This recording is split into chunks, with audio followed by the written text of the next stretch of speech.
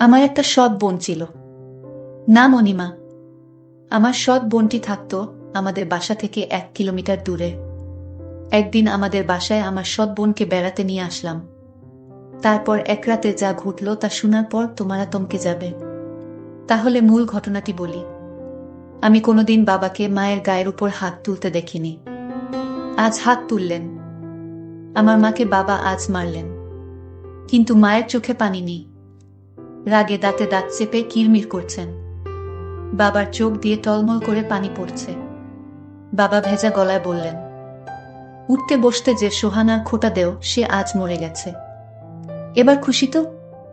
এখন থেকে অন্তত আমাকে রেহাই দেও। সোহানা নামটা আমি আজ প্রথম শুনিনি। আগেও বহুবার মায়ের মুখে শুনেছি। মা বাবার সাথে একটু রেগে গেলেই সোহানার নাম উঠে। আমি দু একবার জানতে চেয়েছিলাম মায়ের কাছে, কে এই সোহানা? মা মুখে ভেঙচির আকৃতি এনে ভাষাকে বিকৃতি করে বলেছিল, তোর বাপের প্রেমিক লাগে। আমারে বিয়ে করার আগে সোহানার লগে তোর বাপের সংসার ছিল। বাবা মাথা নিচু করে সেদিন আমার সামনে থেকে চলে গিয়েছিল। বুঝাই যাচ্ছে নিজের ছেলের সামনে তিনি বেশ অপমানিত হয়েছেন। বাবার জন্য আমার বড্ড মায়া লাগে। মায়ের এই গালি প্রতিবাদ বাবা কোনোদিন করেননি, কিন্তু আজ প্রতিবাদ করেছেন। প্রতিবাদের ভাষা ছিল সজোরে একটি থাপ্পড়। বিগত এত বছরের রাগ বাবা একটি থাপ্পড়ে কমাতে পেরেছেন তো? আমি দুপুরের খাবার খেতে বসেছি, মা তরকারি দিচ্ছিলেন। বাবা এলেন হঠাৎ ঘরে। তখনই মায়ের হুঙ্কার, আমারে ঘুমে রাইখা কাউরে কিছু না কইয়া কার কাছে গেছিলা? কইয়া গেলে কি হইত? না করতাম আমি? এত বছরেও না কইরা ফিরাইতে পারছি? বাবা এগিয়ে এলেন, থাপ্পড় দিয়ে সোহানার মৃত্যু সংবাদ প্রকাশ করলেন। এমত অবস্থায় আমার গলা দিয়ে আর ভাত নামবে না। বাবা ঘর থেকে চলে গেলেন। মায়ের দিকে তাকিয়ে বুঝলাম মৃত্যু সংবাদ শুনে রাগ একটু কমেছে। আমি খাবার রেখে নলকূপে হাত ধুয়ে ফেলেছি। মনটা কেমন খারাপ লাগছে। বাবা যে আজ আর যাবেন না বুঝাই যাচ্ছে। তার চেয়ে ভালো আমি আড়তে গিয়ে বসি। কাস্টমারকে চাউল দিতে দিতে মনটাকে অন্যদিকে ঘুরিয়ে রাখা যাবে। রাত তখন 12টা হবে। আমি বই পড়ছিলাম। হুমায়ুন স্যারের মিশির আলী সমগ্র বইয়ের তন্দ্রা বিলাস আমার দুই চোখে তন্দ্রা কাটিয়ে দিল। দরজায় ঠকঠক। দরজার ওপাশ থেকে বাবার গলার শব্দ, রিয়াদ, ঘুমিয়ে পড়েছিস? আমি কোনো জবাব না দিয়ে দরজা খুলে দিলাম। বাবা ঘরে ঢুকে আমার বিছানায় বসতে বসতে বললেন, ঘুম আসেনি এখনো? তোর সাথে গল্প করতে এলাম। বাপ বেটার গল্প অন্য কারো শুনতে হয় না, তাই এখন এলাম। তোর সমস্যা হবে না তো? আমি মুচকি হেসে বললাম, না বাবা, আমার আরো ভালো লাগছে যে তুমি এসেছো। আজ এই ঘরেই ঘুমাও। মায়ের ব্যবহারে মন খারাপ করে থেকো না। বাবা পা তুলে আয়েশ করে বসলেন। ইশারায় আমাকে চেয়ার টেনে কাছে যেতে ইঙ্গিত করলেন। আমি কাঠের চেয়ার নিয়ে বাবার মুখোমুখি বসলাম। বাবা আমার দিকে কিছুক্ষণ তাকিয়ে রইলেন। তারপর দেয়ালের দিকে তাকিয়ে বললেন, তোর অনেক কিছু জেনে রাখা দরকার। আমি তোকে জানাতে চাই। আগেও জানাতে চেয়েছি, সাহস হয়নি। ভেবেছি তোর মা যেমন অকথ্য ভাষায় কথা বলে হয়তো তোর জানা হয়ে যাবে, কিন্তু তুই জানিস না কিছুই। শুধু একটি নাম জানিস, সোহানা। তুই এই নামটি তোর মায়ের মুখে শুনেছিস। যতবার শুনেছিস আমি লজ্জা পেয়েছি, বলতে পারিনি কিছু। আজ বলবো। আমি গভীর মনোযোগ দিয়ে বাবার গল্প শুনছি। যে নাম নিয়ে মায়ের অকথ্য ভাষা, বাবার লজ্জা পাওয়া। অজানাকে জানতে অবশ্যই মনোযোগী হওয়া প্রয়োজন। বাবা একনাগারে গল্প বলছেন। লুকায়িত এক গল্প। তোর মায়ের মুখে সোহানা নাম শুনে হয়তো ভেবেছিলি আমার অন্য কারো সাথে কোনো সম্পর্ক আছে। সত্য হলো, সোহানার সাথে আমার কোনো সম্পর্ক নেই। সোহানা আমার বিয়ে করা প্রথম স্ত্রী ছিল। তোর দাদা দাদি পছন্দ করে বিয়ে করিয়েছেন, তোর দাদার বাড়ির কাছেই। আমরা যে এত বছর ধরে তোর দাদা দাদিকে রেখে শহরে থাকি তার একটি কারণ এই সোহানা। তোকে নিয়ে যে প্রতিবার তোর দাদার বাড়ি যেতাম আমি তোর সাথে সাথেই থাকতাম, যেন আমাদের গ্রামের কারো কাছ থেকে এই বিষয়ে কিছু শুনতে না হয়। তোর খারাপ লাগতে পারে শুনলে। তোর দাদা দাদি মারা যাওয়ার পর গ্রামে খুব একটা যায় না। তোর মা সব জানে, তবুও তোকে বলেনি যে আমি আগেও একটি বিয়ে করেছিলাম। আমার আর সোহানার একটি সন্তানও আছে। নাম অনিমা। তোর সৎ বোন অনিমার মতো তোর নামটাও বাংলার 12 মাসের একটা নাম। তোর মা আমার দ্বিতীয় স্ত্রী। সে যাই হোক, সোহানার সাথে বৈবাহিক সম্পর্ক শেষ হওয়ার পর সে পরবর্তীতে আবার বিয়ে করে এক স্কুল মাস্টারকে। তোর দাদার বাড়ি থেকে কয়েকটা গ্রাম পরে 8 বছর সংসার করলেও আর কোনো সন্তানাদি হয়নি। স্কুল মাস্টার মারা গেলেন আলসার হয়ে। আমি সব খোঁজই রাখতাম। রাখার কারণ অনিমা আমার মেয়ে। আমি তাকে আমার কাছে রাখতে পারিনি। মাস্টার মারা যাওয়ার পর সেই সংসারে টানাটানি অবস্থা। আল্লাহ আমাকে যথেষ্ট দিয়েছেন, কয়েকটা সংসার চালানোর তৌফিক দিয়েছেন। আমি প্রতি মাসেই যাই সেই এলাকায়। কাউকে দিয়ে খবর পাঠালে অনিমা আসে। বাবা বলে এসে জড়িয়ে ধরে। কত শত বায়না তার। আমি আসার পথে পুরো মাসের খরচ দিয়ে আসি অনিমার হাতে। তোর মা এসব জানে। আমি গোপন করি না তোর মায়ের কাছে। আমি অনিমার জন্মদাতা। সে আমার কাছে মেয়ে হিসেবে পাও না। আমি তা দেবই। আমি অনিমার মায়ের সাথে দেখা করি না। দেখা করাটা বেমানান। লোকে মন্দ বলবে। তাই লোক মারফত অনিমাকে ডেকে আনি। আর এখন তো সরকারি কলেজেই অনার্স শেষ করবে এই বছর। এখন তো কলেজে গেলেই মেয়ের সাথে দেখা করতে পারি। কিন্তু ওই যে আমি তোর মায়ের কাছে কোনো কিছু লুকাই না। তোর মা মনে করে আমি হয়তো অনিমার মায়ের সাথেও দেখা করি। এজন্যই রাগের মাথায় 2-4টে কথা শোনায়। এতে আমার খারাপ লাগে না। শুনতে শুনতে অভ্যেস হয়ে গেছে। কিন্তু তুই? বাবা, 1 মিনিট। আমি বাবাকে থামিয়ে প্রশ্ন করলাম, এত বড় জীবন ঘটিত বিষয়টা মায়ের কাছেও লুকিয়ে রাখো না। তাহলে আমি শুনলে কি সমস্যা বাবা? বাবা উত্তরে বললেন, আসলে আমি চেয়েছিলাম তুই বড় হলে সব বলবো।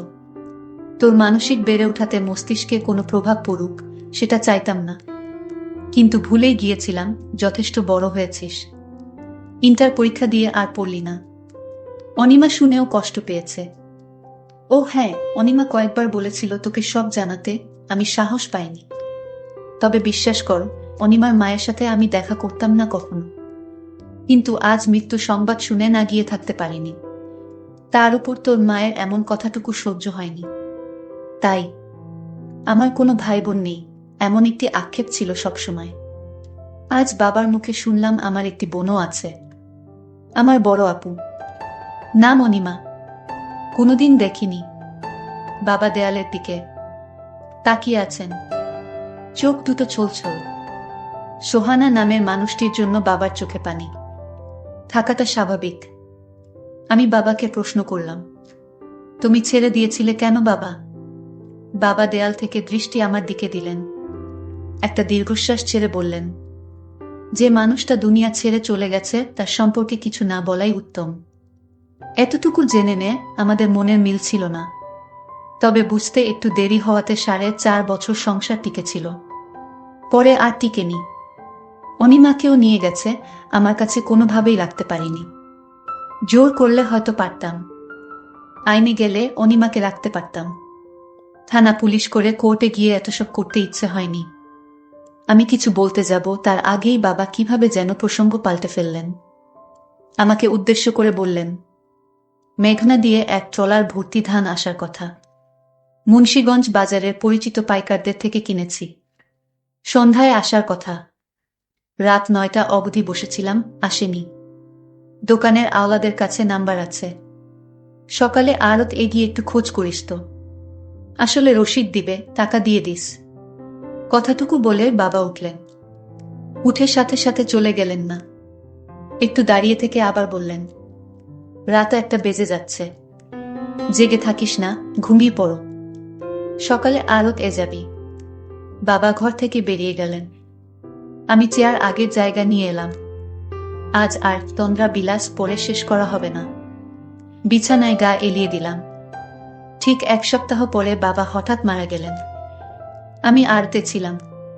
খবর পেয়ে ছুটে এসেছি বাড়িতে। বাড়ি ভর্তি মানুষ। কেউ মারা গেলে পরিচিত সবাই শেষ দেখা দেখতে আসে। মা বিলাপ করে কান্না করছেন। মায়ের মুখেই শুনতে পেলাম, সকালে শুধু বলেছিলেন বুকটা ব্যথা করে, মা ভেবেছেন খাওয়ার পর হয়তো এমনিতেই ব্যথা করছে, তাছাড়া ব্যথা ততটা বেশিও না। কিছু না বলে বাবা দুনিয়া ছেড়ে চলে গেলেন। আমার মাথার উপর বটগাছের ছায়া ছিলেন। নিজেকে খুব অসহায় লাগছে। এত বড় পৃথিবীতে নিজেকে একা লাগছে।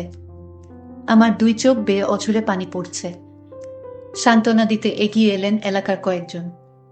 মানুষের সামনে কান্না করাটা অন্য সময় হলে লজ্জাকর পরিস্থিতি হতো, কিন্তু এখন লজ্জা লাগছে না, শুধু পানি পড়ছে।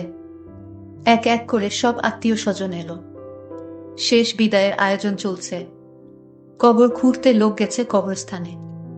এ যেন এক অনুষ্ঠান চলছে, শেষ বিদায়ের অনুষ্ঠান। বাবা মারা যাওয়ার মাস পেরিয়ে যাচ্ছে। আমি আড়তে বসে আছি। বাবার অবর্তমানে দায়িত্ব বেড়ে গেছে। হঠাৎ আমার অবচেতন মনে খানিকটা ধাক্কা লাগল। অনিমা, আমার একটা মাত্র বোন, বাবার মেয়ে। তাকে তো খবর দেওয়া হয়নি। আমার কাছে তো ফোন নাম্বারও নেই। বাড়িও চিনি না, কোনো গ্রামে থাকে। বাবাকে শেষ দেখা হয়নি তার। এটা তো তার প্রতি মস্ত বড় অন্যায় হয়েছে। মায়ের কাছে কি আপুদের বাড়ির ঠিকানা আছে? না, মাকে কিছু বলা যাবে না। দাদার বাড়ির কেউ কি জানে? ভাবতে ভাবতে হঠাৎ মনে পড়ল, বাবা বলেছিলেন অনিমা আপু ঢাকা সরকারি কলেজ থেকে এবার অনার্স শেষ করবেন।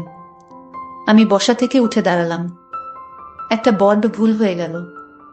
আপুকে বাবার মৃত্যুর সংবাদ জানানোটা দরকার ছিল। ঢাকা সরকারি কলেজের দক্ষিণ দিকে অনার্স ভবন। আমার পরিচিত কেউ নেই এখানে। অনার্স ভবনের সামনে অনেকেই আছে। আমি এগিয়ে গেলাম। সবাই বয়সে আমার বড়। একসাথে ৩-৪ জন কথা বলছে দাঁড়িয়ে। আমি গিয়ে সালাম দিলাম। জানতে চাইলাম অনার্স শেষ বর্ষের অনিমা নামের কাউকে চিনে কিনা। সাথে সাথে একজন ডান দিকে তাকিয়ে একটু গলাটা উঁচিয়ে বলল, এই অনিমা, তোকে কেউ খুঁজতে আসছে। আমার চোখ দুটো যেন অপেক্ষা সইছে না। কেউ একজন এগিয়ে আসছে।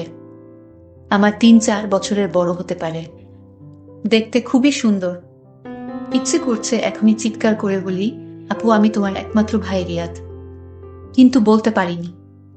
আমার গলার স্বর কি ভেজা, বুঝতে পারছি না। আমাকে খুঁজছ? কে তুমি? আপুর কথায় কি বলো ভেবে পাচ্ছি না। আসলে কে আমি? পরিচয়ের শুরুটা কিভাবে করব? মুখ ফুটে বললাম, আপু আপনার সাথে কিছু কথা আছে, খুব জরুরি। একটু এদিকে আসবেন? অনার্স ভবনের সামনে দূর্বা ঘাসে শীতল পাটির মতো বিছানা পাতা। আমি আপুকে নিয়ে একটু আড়ালে গেলাম। আপুর কৌতূহলী চোখ। হঠাৎ বললাম, আমি রূপীপুর থেকে এসেছি। আমার নাম রিয়াদ। কথাটুকু বলে আপুর দিকে তাকালাম। আপু নির্বাক, চোখের পলক পড়ছে না। চোখ দুটো ভিজে উঠল আমার সামনে। আরেকটু এগিয়ে এসে আপু বলল, তোমাকে দেখার ইচ্ছে ছোটবেলা থেকে। আমার একটা ভাই আছে, আর তাকে আমি কখনো দেখিনি। এই কষ্টটা আমার অনেক বছরের। কত বড় হয়ে গেছো তুমি। আমার দৃষ্টি নিচের দিকে। ইচ্ছে করছে নিজের চোখের সাথে যুদ্ধ ঘোষণা করি। আমার চোখ থেকে এখন যেন কোনো পানি না পড়ে। আমি শত বৃথা চেষ্টা করে যাচ্ছি আটকাতে। আটকাতে আর পারলাম কই। এরই মধ্যে আপু আবার বলল, বাবা মারা যাওয়ার দিন গিয়েছিলাম তোমাদের বাড়িতে। আড়ত থেকে আওলাদ নামের কেউ একজন ফোন করেছিল। তোমাদের বাড়ির ঠিকানা নিয়ে গিয়েছিলাম। ২০ মিনিটের মতো ছিলাম। সবাই কান্না করছে। মানুষের ভিড়ে আমিও বাবার মুখখানি শেষবারের মতো দেখে নিয়েছি। দেখে কান্নাও করেছি। কিন্তু কেউ জানে না আমি কে। তোমাকেও খুঁজেছি। জিজ্ঞেস করিনি কারো কাছে। কে কবর খুঁড়তে গেল, কে বাজারে গেল। এসব বলার সময় শুনলাম তোমার নাম। কেউ একজন বলছে রিয়াদ কাপড় কিনতে গেছে। আমি আর সেখানে থাকিনি, চলে এসেছি। মাথা তুলে তাকাতে খুব ইচ্ছে করছে, কিন্তু চোখের পানি লুকাতে পারবো না। আপু আমার চোখের পানি মুছে দিচ্ছেন। বড় বোনের বুঝি এত মমতা থাকে, এত টান থাকে? আপু আমার চোখের পানি মুছে দিয়ে বললেন, তুমি ছোট হলেও এখন তোমার দায়িত্ব অনেক। মায়ের দিকে খেয়াল রেখো। আমি আড়ত থেকে আসার সময় ২০,০০০ টাকা নিয়ে এসেছি পকেটে ভরে। টাকাটা বের করে আপুর হাতে দিয়ে বললাম, আমি এখন আর ছোট নই আপু, অনেক বড় হয়েছি। মায়ের খেয়াল যেমন রাখতে পারবো, তেমনি আপুর জন্য এই ভাইটি আছে। আপু একটু চমকালেন বোধ হয়। তারপর টাকাটা আমার হাতে দিয়ে বললেন, আমি তোমার চেয়েও বড়, এখন আমার টাকা লাগবে না। মামার বাড়িতে থাকি এখন। আমি টাকা ফেরত না নিয়ে বললাম, টাকা নিতেই হবে। আপুর সব দায়িত্ব এখন থেকে তার ভাইয়ের। বাবা শুধু আমার একার নয়, তোমারও বাবা, তোমারও অধিকার আছে। আমাকে শুধু আপু ডাকতে দিও, বঞ্চিত করো না। অনার্স ভবনের সাক্ষী হচ্ছে দুই ভাই বোনের চোখ থেকে গড়িয়ে পড়া পানির। সামনে এগুচ্ছি। আড়তে যেতে হবে, আড়ত থেকে বাড়িতে। মা কয়েকদিন ধরে মনমরা থাকে। মায়ের কাছাকাছি থাকাটা দরকার, গল্প করা দরকার। সব দায়িত্ব এখন আমাকেই পালন করতে হবে। রিকশায় উঠে কিছু দূর এসে পেছন ফিরে দেখি আপু তখনও আমার চলে আসা দাঁড়িয়ে দেখছে, যেন ভাইকে বিদায় দিতে মন চাচ্ছে না। তার কিছুদিন পর আমি আপুকে বললাম, আপু তোমাকে আমাদের বাড়িতে নিয়ে যেতে আসলাম। কিছুদিন আমাদের বাড়িতে চলো, একটু ঘুরে ফিরে আসো, ভালো লাগবে তোমার আপু। আমি আর না করলাম না। আমি বললাম, আমি তোমাদের বাড়িতে গেলে তোমার আম্মা অর্থাৎ আমার সৎ মা আমাকে দেখে সহ্য করতে পারবে না। আরে না আপু, কিছু হবে না, তুমি এসব কথা বাদ দিয়ে চলো আমার সাথে। আমিও ভাইয়ের কথায় মায়ের টানে আমি চলে গেলাম তাদের বাসায়। আমাকে আমার সৎ মা দেখেই মুখটা কেমন যেন আন্ধার করে ফেলল। আমি এতে কিছুই মনে করলাম না। এটা আমি স্বাভাবিকভাবেই নিলাম ব্যাপারটা। বাবা মারা যাওয়ায় মায়ের কষ্টটা অনেক বেড়ে গেল। আপু, আমি তোমাকে এখন থেকে কষ্ট করতে দিব না। যা প্রয়োজন তুমি আমার কাছে চাইবে, আমি দিব। কারণ আমার একটা মমতাময়ী বোন আছে, আমি তা জানতাম না। আমার বাবা মৃত্যুর কিছুদিন আগে আমার সাথে বলেছে তোমার কথা, তাই আমি জানতে পারলাম যে আমার একটা বোন আছে। আজ আমি অনেক খুশি এমন একটা বোন পেয়ে। আমার মা আমার সাথে বলতো তোর কোনো ভাই বোন নেই, কিন্তু বাবা আমাকে মৃত্যুর আগে বলে গেল। বাবা এতটা দায়িত্বশীল ছিল যে আমাকে কোনোদিন কষ্ট কি জিনিস বুঝতে দেয়নি। জানো আপু, আমার মা আমার বাবাকে প্রতিদিন কটু কথা বলতো। এর একটাই কারণ, বাবা তোমার সাথে দেখা করত, তাই এটা বাবা আমায় বলে গেছে। বাবা কোনোদিন মায়ের কথায় রাগ করেনি। এসব গল্প করতেছিলাম, হঠাৎ মায়ের ডাক পড়ল, কিরে তোরা খাইতে আয়। আমার টেবিলে গিয়ে বসে দুপুরের খাবার শেষ করলাম। তারপর আমার রুমে আমার শ্রদ্ধেয় বড় বোনকে নিয়ে সুখ দুঃখের গল্প করছিলাম অনেকক্ষণ ধরে। আমার মা চাইতো না আমি আমার বোনের সাথে গল্প করি, বোনকে লেখাপড়া করার জন্য সাহায্য করি। আমার মা আমাদের দুজনেকে গল্প করতে দেখে। পাড়ার মানুষকে নিয়ে আসলেন আর বললেন, দেখো তোমরা সবাই, আমার ছেলেকে ওই অনিমা জাদু করে ফেলেছে। আমার ছেলে আমার কোনো কথাই শোনে না। আগে শুনো তো, আমি মাকে বললাম, মা তুমি এ কি বলছো? আমার বোনকে তুমি এত মিথ্যা অপবাদ দিচ্ছ। মা তুমি এতটা নীচ হতে পারলে কিভাবে? আমি আমার শ্রদ্ধেয় বড় বোনকে নিয়ে আসলাম আমাদের বাড়িতে কিছুদিন বেরিয়ে যেতে, আর তুমি কিনা আমাদের মিথ্যা অপবাদ দিচ্ছ। তোমাকে মা বলতে আমার ঘৃণা করছে মা। আমরা ভাই বোন, আমরা রুমে বসে বাবা আর তোমার জীবন কাহিনী নিয়ে আলোচনা করছিলাম, আর তুমি কিনা গ্রামের মানুষকে বলতেছ আমার বোনের সাথে। না মা, আমার ভাবতেই পারছি না। গ্রামের মানুষও কুসংস্কারে বিশ্বাস করত, আর তাই তারা ভেবে নিল আমার বোনের সাথে কিছু একটা হয়েছে। তারপর আমি গ্রামের মানুষের সামনে কেঁদে কেঁদে বললাম, আপনারা প্লিজ আমার মায়ের কথা বিশ্বাস করবেন না। আমার বোন বলতে লাগলো, আমি একটা শিক্ষিত মেয়ে, আমার মরা বাবার কসম। সে আমার ছোট ভাই, তাকে নিয়ে আমি অন্য কিছু ভাববো, এটা আপনারা কি করে ভাবলেন? আমার কথা শুনে গ্রামের মানুষ বিশ্বাস করল। আমাদের কেন মিথ্যা অপবাদ দিল? আর গ্রামের মানুষেও জানতো আমার মা বাবার সাথে প্রতিদিন ঝগড়া করত, অথচ বাবার কোনো দোষ ছিল না। তাই গ্রামের মানুষ খুব সহজেই আমার বোনের কথা বিশ্বাস করে নিল। তার জন্য গ্রামের মানুষেরা মাকে শাস্তি হিসেবে 2 মাসের জেল কাটতে দিয়েছিল। প্রিয় বন্ধুরা, আজকের গল্পটি কেমন লাগলো তা অবশ্যই কমেন্ট করে জানাবে। আর এরকম ভিডিও পেতে আমাদের চ্যানেলটিকে সাবস্ক্রাইব করে পাশে থাকবেন। ধন্যবাদ।